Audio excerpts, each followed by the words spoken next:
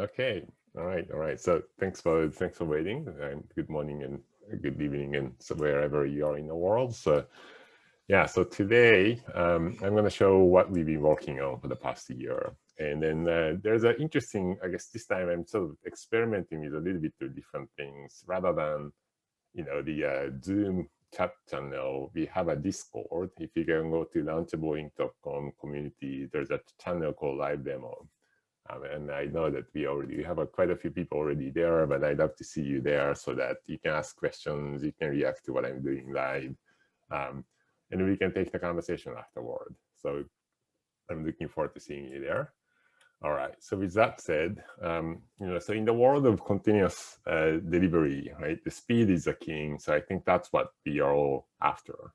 Now, on the other hand, the only reason we can drive fast is because we have a good seat belt. Like without that, it's somewhat suicidal.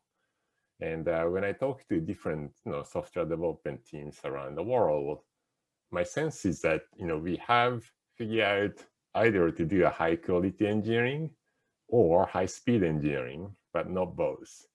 I think that's kind of like a crux of the challenge. A lot of people who want to go faster, they're struggling to do so because they feel like they have to sacrifice the quality in doing so. And then so henceforth, that kind of became my work. That's been the passion of mine all along. And that's what's driving my work at Launchable. So sort of like the key to solve this perceived dilemma of speed and quality, in my mind, is to focus on delta, right? If you think about the movie films that consists of all these like cells, like moving so fast. So if you try to inspect every single frame, and there's like 30 of those per second, and so it quickly adds up, basically you can only go so fast. But the more you increase the speed, what happens is that the delta, the change between those different frames is going to get smaller.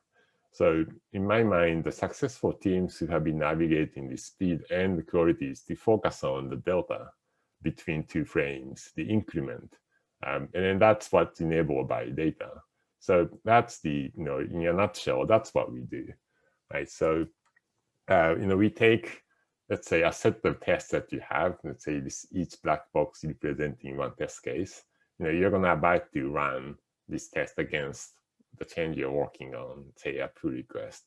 So what we do is to find the most likely useful test, given the current context, the change, the past historical record, etc., and then find the right subset to run.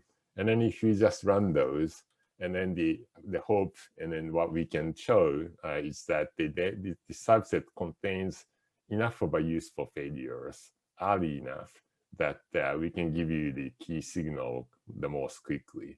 And then you're going to miss some test failures in the part that you omitted, but usually, like, so long as you have enough things to like feed your next development cycle, then we are good, right?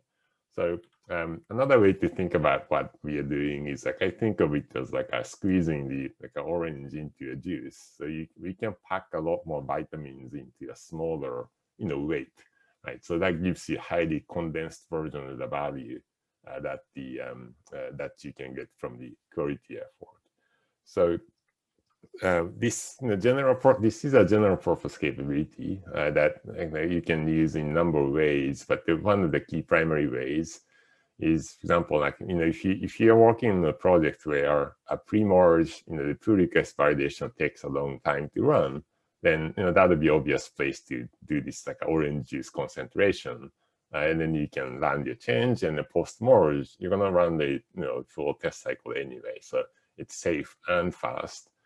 In some other, some of you might have this like nightly test that's running for hours. So congratulations, you have a great number of tests. But the downside is for the developers, they are getting feedback a day after. So that's a pretty long time. And then if you have this kind of, again, the orange juice squeezing going on, you can run the subset of this long nightly test in a pretty regular intervals throughout the day, and thereby drastically reducing the wait time. Right? So those are two sort of like a key use cases that we are trying to hit with this. So, so that should be hopefully giving like enough context of what I'm going to show. So let's cut to the chase. Oh, actually, there's one more slide. I'm sorry. I think.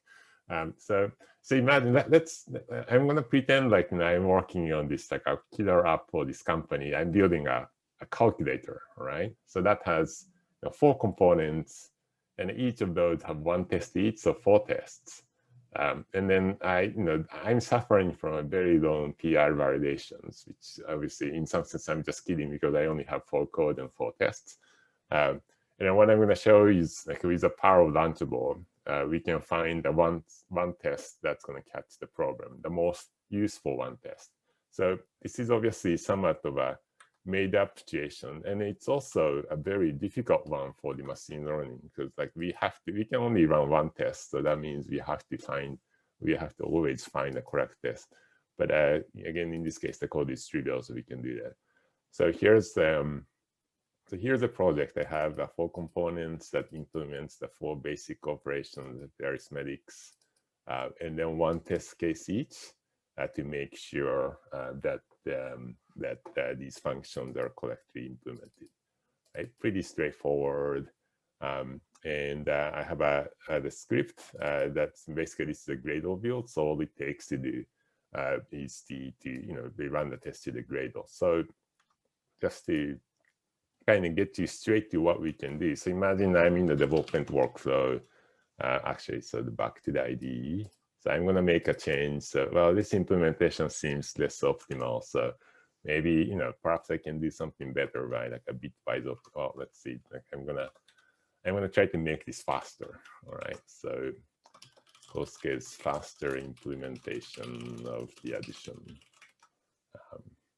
So I'm feeling good about this change. So I'm going to push this change as into the GitHub repo as a pull request. Okay. All right. So then switching to the GitHub, I'm going to propose this new change. So what happens is that now I'm running, the pull request validation, right? So this this change is being tested. So in that process, I've already integrated Launchable. So what we're going to see is that of the 4 tests, it's going to select 1. And then that one, well, we kind of hope that because I modify the addition, it's going to pick up the add test, but let's see.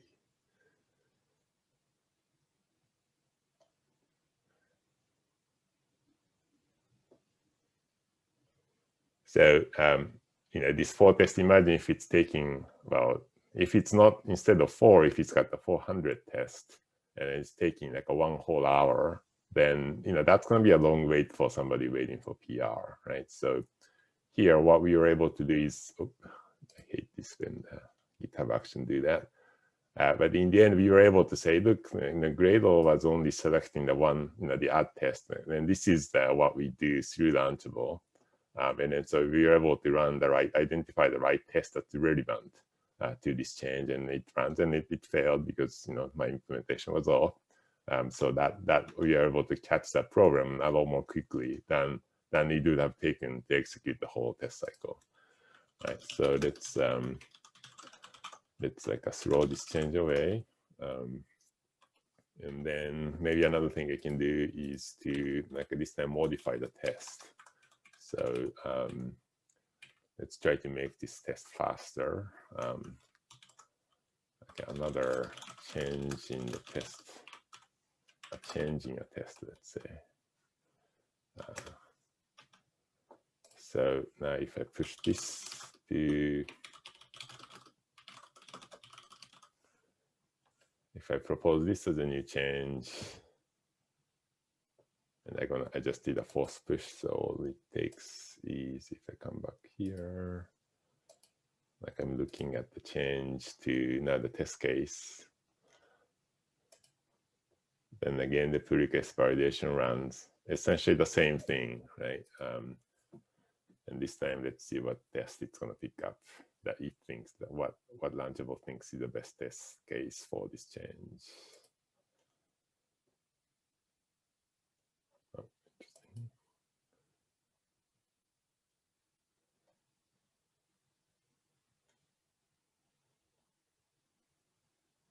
So now what it's doing is it's doing a bit of thinking, and then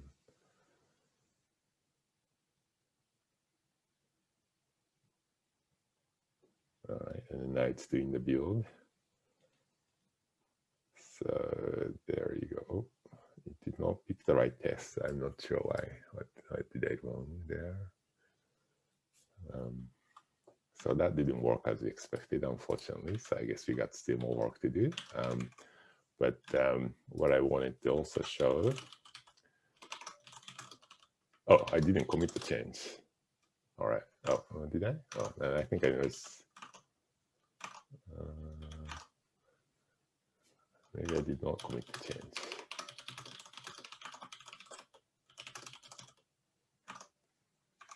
No, I think I did. Yeah. All right. So that was a little unclear what happened there. But I'm going to move on anyway. So this is the challenge of just being able to just have to pick one and being right. But the another thing I can do is like imagine if I'm adding a new test. So I'm going to skip the part of actually adding a corresponding code. But so adding a new test. So what we kind of hope is like if you add a new test, then well we have a good reason to expect that we want that to run. So I'm going to push this change into a different branch to create a new PR. I'm thinking maybe that was what kind of got this thing confused. So let's see if you can create the new PR. I'm implementing a new feature here.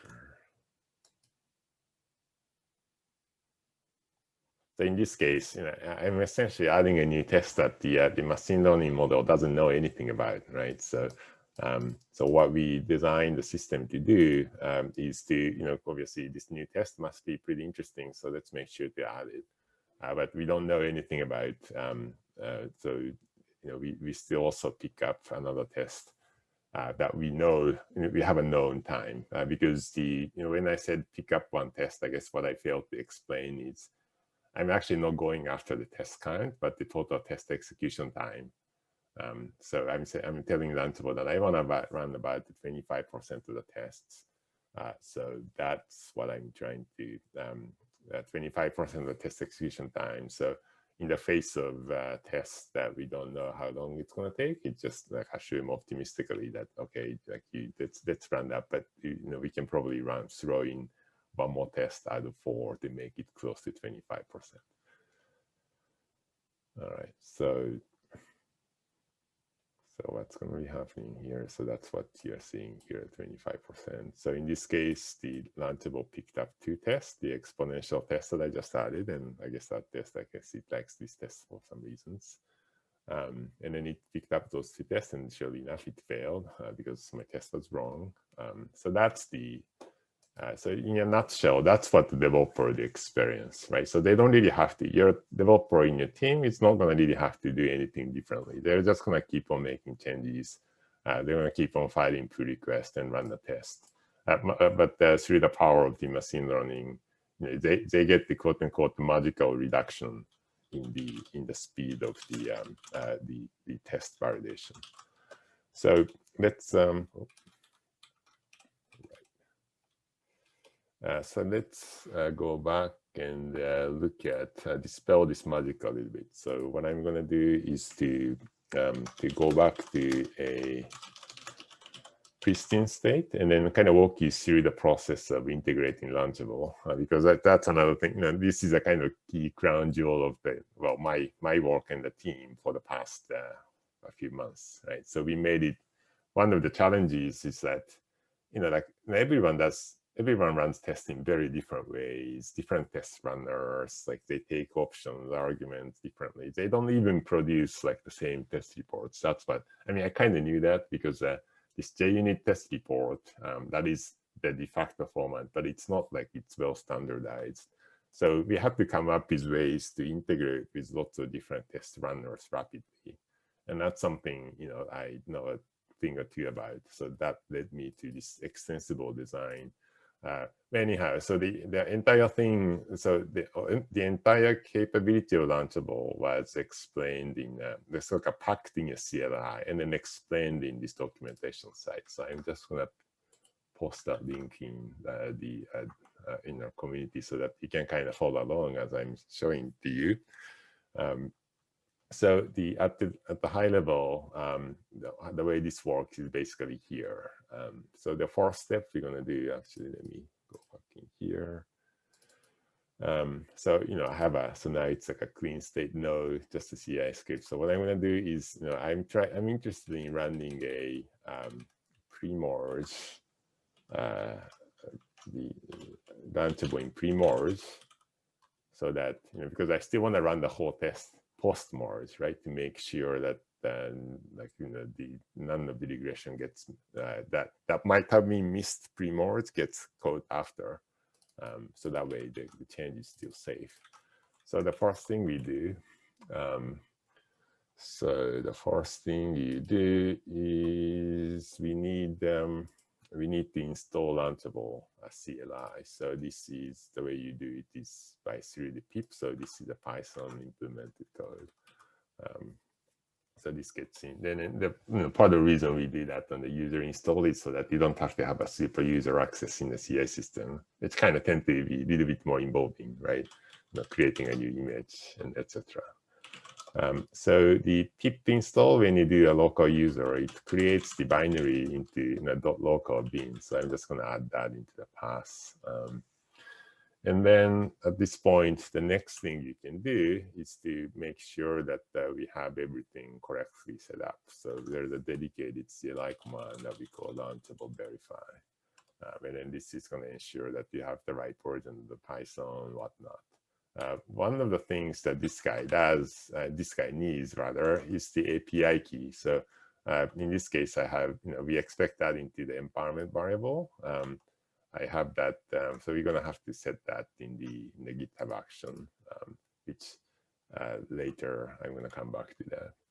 So with that we know that the system has the right CLI installed and ready for action. The first thing we need to tell Launchable is that we are going to buy. So what is the source code? What is the Git division that we are about to build into a binary? So we do that by using Launchable record build command. And again, I kind of memorized this by now, but you can, if you walk through this getting started guide, it kind of takes you right there.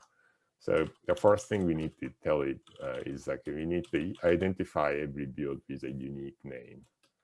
So think of this as a so you're going to be producing lots of builds that's going to get tested. So we need to know precisely what build was being tested to produce what results.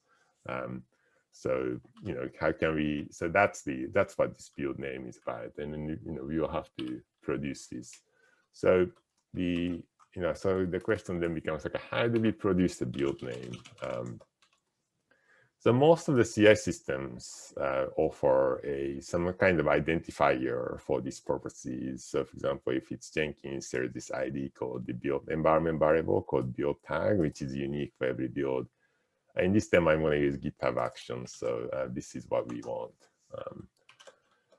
So what I'm going to do is GitHub Action. Now I wanted to be able to test this locally. So in order to, to be able to run this script locally. So in order for me to be able to do this, I use a little bit of a bash syntax. If this if this environment variable is not defined, I'm going to run something like this. So assign a unique number based on the timestamp, and that's just a convenience for the debugging. And then the other thing, so back to the record build. So now I'm telling Launchable every build has a unique name. The other thing we're going to have to tell it is where is where am I getting where is the source code that I'm building? So here I'm inside the Gradle directory, so I tell it the dot to go up to the top of the repository. Now, some of you might have more complicated build where you might, check out multiple Git repositories separately. No problem. You can just specify them, etc., etc. Or if you're using Git submodule, we already kind of handle that automatically, so you don't have to do anything about it. And then so with that, we just run the test like we normally do. And then as a result, at the end of it, we need to record the test results. So again, I'm going to tell it what the build name that was tested. And then in this case, this argument, there's extra argument to specify what kind of test runner we are working with. In this case, it's Gradle. And then we need, in case of Gradle, we need to see where the test reports have gone. So, in Gradle puts this by default build test results test, and it's here. So that's the location we specify. And again, once again, if you kind of follow through this in the order, you see these different, the test runners that we supported out of the box. And since we were talking about this, one of my, I guess well, really my only secret sauce to building a software is the idea of the extensibility. So this time around, we also implemented this Launchable CLI in open source, surprise, surprise. So each test runner is kind of implemented as a quote-unquote plugin. So the Gradle support, if you look at it, is just like 30 lines of a modest Python script. And this is actually like believe it or not, a more complicated one because, like we do a dedicated, like a Java binding, etc. So some other ones are even simpler. So it's, the point is like we designed it so that it's super easy to add different test runner support, but every test runner is supported as a first-class citizen. So this is how we record the test, except, I made, like most CI scripts, people tend to do this, but as soon as something fails, like they abort the build right there. So the way things are set up now, if the Gradle fails, if any test case fails, the Gradle exit is non-zero, then the shell scripts abort right there, and then that's not going to report the test. So what I want to do is to use the capability of the bash known as a trap, and then before this thing terminates, before the shell terminates, I'm going to run this record function that contains this what we want to run. So this way, whether this fails or succeeds, we can make sure that the test reports are collected. Right, so let's see if I can, let's try this out. So if I'm doing this right, we should be able to, oh, it's kind of noisy here. So I made a mistake. So this is not a build, but the name, and this was a little bit noisy. So let me turn this down a little bit so that we can see this. I think maybe I should do set -x so that the echo box should start from here, not from the top. So let's try this again from the top. All right, so because I got already, the Launchable CLI installed, and because I have a credential already set, this is the verify, making sure like everything is working fine. And then I'm recording the build, running the test. So now every time I run the whole test, I collect the test reports. So what happens is like, we need to, so now this change can go into your trunk, your master branch, your developers start using it without them knowing it. And what happens is after we collect the data for a while, we built the model that's like a learn what's been happening. So if enough people are making change in this trivial code base, what's going to happen is like, the system starts learning that, oh, like when somebody is modifying this add.java, it tends to cause this test to fail, right? So through those associations, or, it might notice that, oh, if the Hackbreed is making a lot of changes to the code base, the failure rate is a little higher. And then so that is the kind of thing that's the model start to pick up. And over time, so it'll get better at selections. So so what's going to say in this case, well, for this model, like a true cooking show style, we already have the model pre-trained, like you saw in the beginning of this demo. So I'm just going to do the last step of the integration, where I'd say, now I'm going to ask before running the test, I'm going to ask, actually, where is the best place to do this? It's probably here. I'm going to ask the system Launchable, hey, I want to create like a 25% subset of the test. So, if the test is taking 1 hour, 25% is 15 minutes. And then so I'm about to test this build. I want a 25% target, and then this is the test I'm considering to run the Gradle test, and those tests are in here. So that's gonna, Launchable is gonna talk to our service on the service side, and it comes back with a list of tests that it thinks we should run. So in this case, it's already pre-formatted into the shape that the Gradle is looking for. So all we do is just pass this argument, pass this as an argument into the Gradle, so that Launchable can tell Gradle exactly what test to run. Right? So integrated Launchable. Right, so let's test this out. I think what we should be able to do is, if I make a change to, let's say, multiplier, make a change here locally, and then if I run pre-merge, through the inspection of the code repository, Launchable should notice that, oh, it's yes, I made a multiplication, so like it asked for the right subset, and that subset turned out to be the multiplication test. Surprise, surprise. So we just ran that in the Gradle, and it was able to find the failure. So we caught the regression before it hit the repository. So the last step of this is like I already have a GitHub Actions that do a full cycle test running on the master branch. I guess I want to run this on the master branch, and then what I want to create is the pre-merge. And what I'm going to do here is, the idea being, if the do the pre-merge validation build quickly. So here, I'm going to run this just on I think every branch that's being pushed, and then so when we do the checkout, because we need to inspect the commit history to figure out what has changed, I need to ask GitHub to not do the shallow fetch, but give me all the commit histories that we need. And then in addition to Java, we need a Python for Launchable.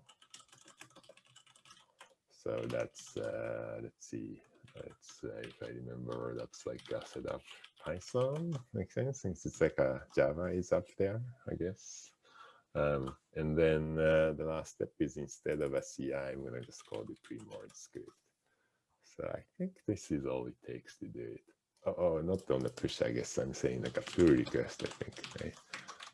So that's that way I can make this work on every push to the pull request. So one more step that I need to set up the credential here is in the Launchable token. So so it turned out that the doing this is usually like a most involved part of integrating with this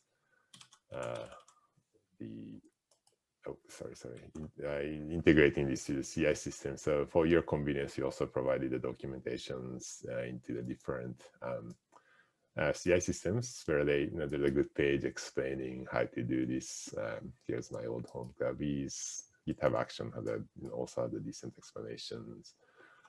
In this case, I already have the secret is staged in there, so I can do, actually, how am I going to do this? So what I'm going to do is I'm just looking for there you go, all right, no, this is a little more involving than I thought, so I'm just going to look up my cheat sheet here.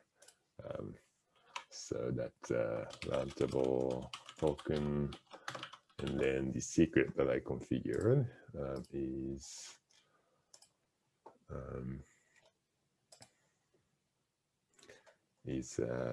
Gradle example token. So I think that's all it takes to do it. Yeah. So that's the entirety of the integration. So it's pretty low key, the low integration, low overhead rather integrations. And then so that's kind of how it works. So I already talked about how the CLI is extensible and open source. So you can, if you only can look at those. Now I guess a few more things worth mentioning is that a lot of people, a lot of teams that we talked to turned out that they are still running a custom test harness that's developed in-house, and that's the reality of this this space. So what we did was, this CLI, aside from these, first-class support for this different test runner, whose list is growing by the day, we can also work with as a little bit lower layer that we call the generic file-based test runner. So if you are one of these shops that has a custom test runner, and most of them, use some has this notion of files are the basic unit of tests. So, if yours is one of those, and for example, Mocha is one of those, then we can run out of box with yours by basically going through this, what we call the file test runner support.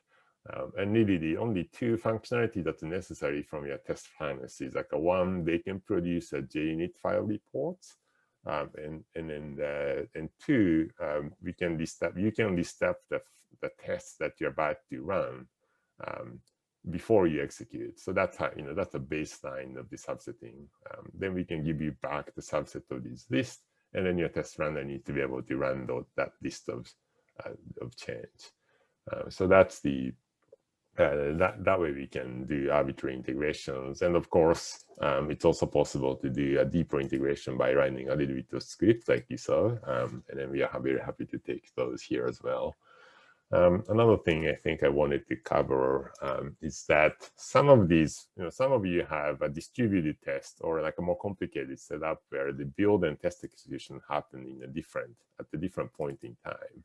So this is one line where you can split. You could have a build running in, let's say, one Jenkins job at one point in time, and then you could just record that build. And later, when you're about to run the test, then this is the part that you're going to run in the second portion, and then tell. So not everything has to run in a single one shot. Or for that matter, like if your tests are distributed, you could run this in multiple places. And then, well, we have a support for that as well. So there's a one more step of indirection called you have to create a session.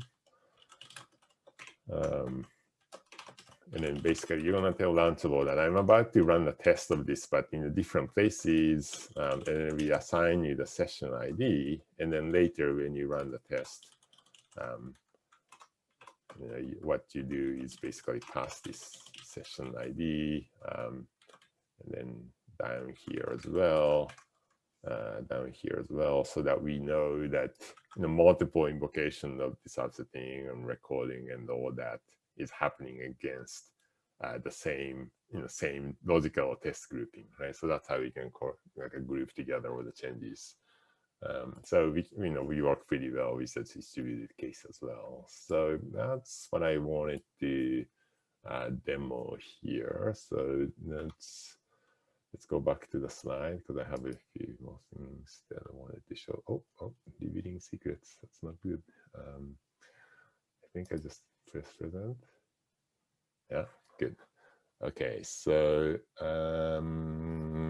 so that's in a nutshell. So a few more things to add. So in this demo, I just arbitrarily picked a 25% subset, right? That's just because I only had 4 tests, and I wanted to demonstrate that it can pick up the right test, one test that's correct. But in reality, you have a lot more tests, and you didn't know what is the right percentage to pick.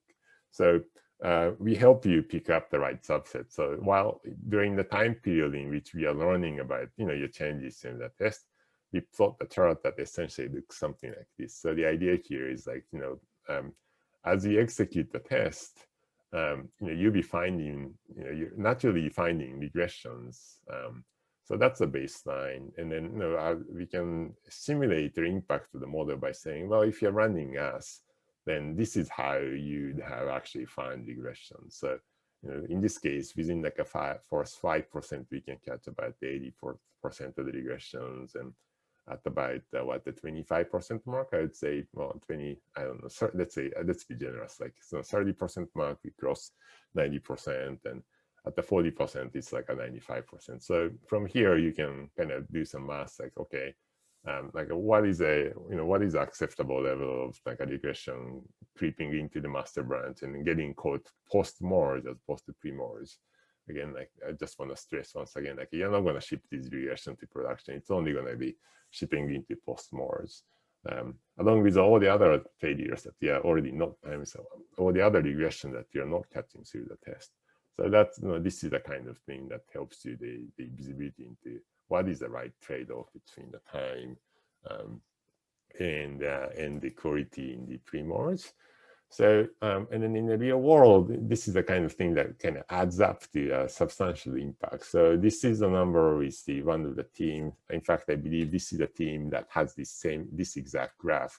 So they are using this technology pre-merge, right? So they're developing embedded systems. So it takes them about, the 65 minutes to compile the source tree into embedded Linux and then flash that into a test device. And then the test cycle actually continues about an hour. So all in all, the cycle time is 127 minutes. So that's a lot of time for the developer to wait for the results of the, right? So, we can't do anything about this, fixed portion of 65 minutes, but with Launchable, they were able to reduce the test execution cycle into essentially like basically 20%. So that shrinks down the total cycle time still by quite respectable 40%. And then, this is, I'm just talking about the one session. So they, this is a reasonably sized team. So they run about 400 of those per week. So at the annual basis, this would translate to something like 15,000 hours saved. And then, us developers are costly. So one way to look at that 15,000 number is like, it's almost about 8 people worth of the time and like resources, right? So imagine if 8 more people show up in the team, like that's a lot of the cycle boost that we can provide. And that's basically what you're getting. Now, another way to think about this is, so, the occupancy of the test hardware drastically went down, right? So they're basically still getting like the 90% of error code by just spending about the 20% of the machine hours on the target devices. It's actually slightly bigger because like, they take time to flash the device and prepare them and tear things down. But the net result is it's almost as if like they suddenly get the 3 times the hardware capacity than what they had before. So like, of course, what they're thinking is to use those additional hardware cycle to run other kind of tests. So in some sense, this is helping them run more tests, somewhat paradoxically, more meaningful tests. So that's the kind of impact that we can create. Now, so let me just get the note out in here. Sorry. So for more details about what are the kind of like a real world impact that this kind of technology can create, you can go to our website and look at our customer case studies. And then while if you're a developer, you might not really care about it because you already know how valuable it is to get the prerequisite validation time shrunk by this kind of impact, but your boss would appreciate that. So the good news is like our technology is free for small team up to 5 people, or if you're open source project, so you're interested in working with you, and I'd love to hear your thoughts from people closer to the ground. And then beyond that, we generally have a $20 per month per user plan, so that should cover it's like a pretty sizable like a deployment. And if you're bigger, like we can go from there. And then where we are at in the phase of the development is that we are in the early access phase. So we are still polishing the services, like figuring out the real world complexity and like how we can deal with those things better. So while we are in this early access phase, we are watching our users very closely, and like we want to work, well, we want to spend quality time with you. So if this sounds like, they're interesting, the offer to you, the mix to you, then, well, the good news is that as I showed appreciation for everyone being here and listening to me for an hour, we signed, you get the API key to essentially kick the tire and do this on, try this out to your own technology. So that's the, so that's what this is. So yeah, we just need to ask you a few things like, what's the account name we need to provision, etc. But that, we'd love to hear from you on how you think of this. And I think actually on that note, this is a great time to turn my attention to the Slack channel to see, and rather not the Slack, but the Discord. Once again, you can see the link at the bottom. So what are the other interesting questions? Any questions, whatnot, that I can answer there? So it looks like my colleagues have been able to help quite a few folks. Let's see, what would be a good one? Yeah, so on-prem support, maybe, is that worth talking about? So yeah, so ours is a service. So the endpoint, our endpoint runs on this side of the internet. But as we saw, this Launchable CLI that it can run anywhere. And I just use GitHub Action because that was a convenient place. But some of our teams we work with, some of our customers, well, actually, I think. So a majority of our customers actually run this on-prem, Launchable CLI on-prem, and then talk to our service on the internet. So I'd say this on-prem environment is supported, it just need to be connectable to the internet. Yeah, so that's easy enough. Any thoughts, questions? Actually, maybe I should bring this code window here so that you know how this. So the tests continue to run on-prem, and that's the point. As you saw, if you're talking about embedded development, you can really move your test to the cloud. So let's see what else. Anything else? I guess that's it. If not, then the flash trap. That is a convenient command. All right, so I guess that's it then. Anything else before I close down, Drew? I think I'll be good to go. I think we're good to go. And just thank you for everyone for joining today. We will be sending out a recorded version of the webinar as well as some follow-up on our early access program. All right. Okay. Did I skip pricing? We do. You did mention pricing. We actually have 2 more questions or 3 more questions now in the chat. If you'd like to look at those. Can you read that out for me? Yep. The first one is it possible to build REST APIs for launchable actions at a few places REST APIs is easy to hit as compared to CLI actions? I see. Yeah. So as a matter of fact, what the CLI is doing is actually in the end talking to a REST API. But right now, for the time being, we are using the CLI as the kind of like a community interface. So yeah, maybe we can take this conversation further after the call, so that I get to learn what's the. I'm assuming they find it difficult to run the CLI somehow, so then that would be good to know. So we can certainly look at that. Okay, and the next one is, what is the support to API integration test? So I guess I didn't cover that, but so the great news is this technology is pretty darn generic. It can work with.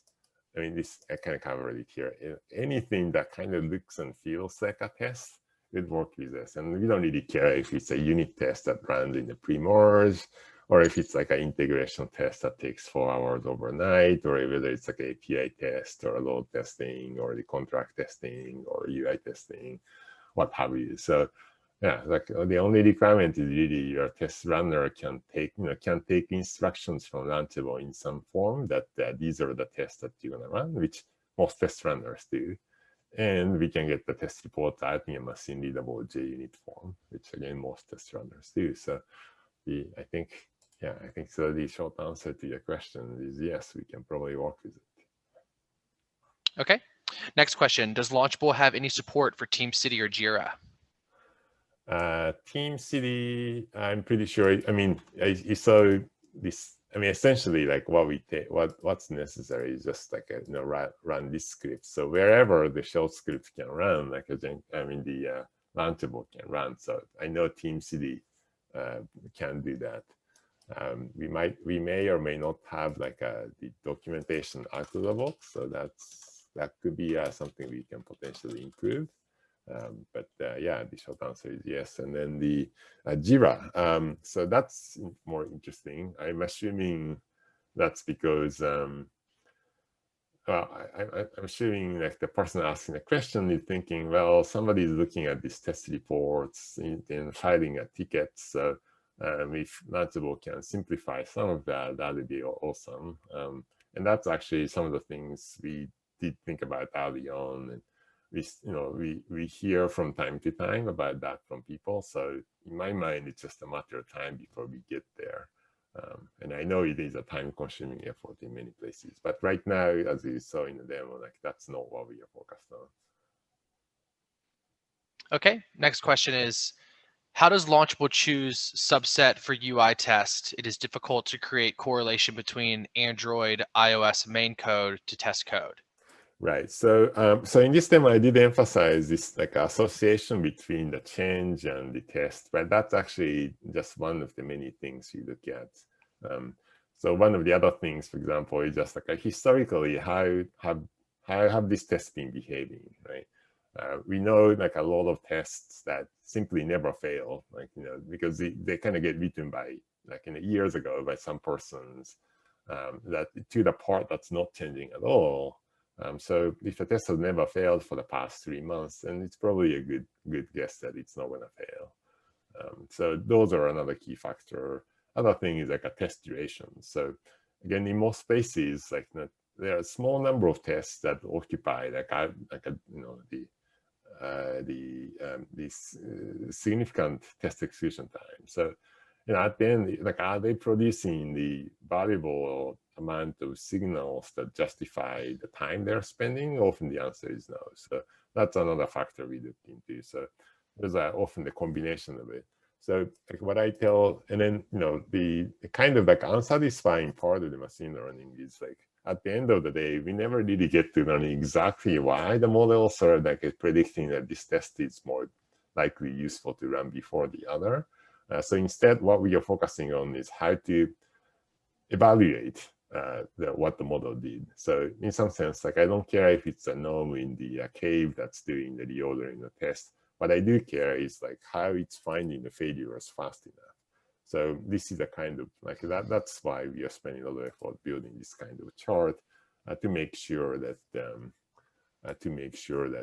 we get what the model is doing is producing a sizable impact. So you also get to see this before you actually start actively substituting and reordering in your scheme. So so that's a proof. Whatever. I guess I think it's a multi-tone that says if the cat catches mice, like that's a good cat, and I don't care how.